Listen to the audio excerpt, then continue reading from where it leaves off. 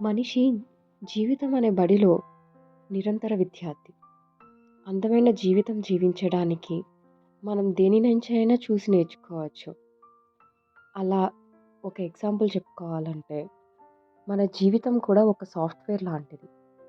Software long రన్‌లో సక్సెస్‌ఫుల్‌గా run అవ్వాలంటే ఎలా అయితే బగ్ ఫిక్స్‌లు, అప్డేట్‌లు, అప్‌గ్రేడ్‌లు అవసరమో, మన జీవితానికి కూడా ఇవి అవసరం. నిజానికి మన సొసైటీలో స్కూలింగ్, కాలేజ్, కెరీర్ ఆర్ పెళ్లి, పిల్లలు వరకు సొసైటీనే తోసేస్తుంది. ఆటోమేటిక్‌గా అప్‌గ్రేడ్ అవుతాం.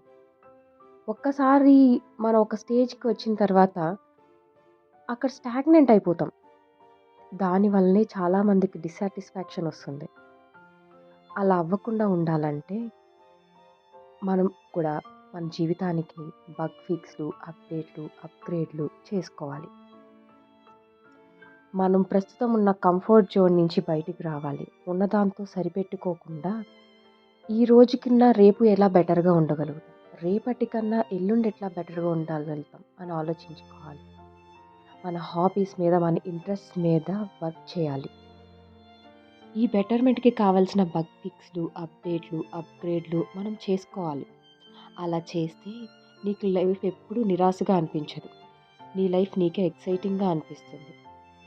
జీవితం చివరాఖరికి వెళ్ళిన తర్వాత వెనక్కి తిరిగి చూసిన రోజు, అయ్యో! నేను ఆ కెరీర్ స్టార్ట్ అయినప్పుడే ఆగిపోయానే, నాకు కావాల్సినవేమీ చేయలేకపోయాను.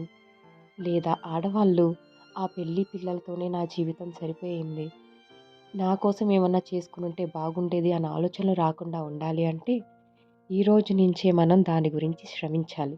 మనకంటూ కొంచెం టైం తీసుకోవాలి. మన ఇంట్రెస్ట్ మీద, మన హాబీస్ మీద లేదా మనకి ఇష్టమైన వాటి మీద టైం స్పెండడం నేర్చుకోవాలి.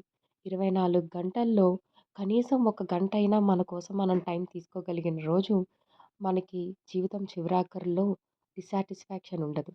సాటిస్ఫాక్షన్ ఉంటుంది.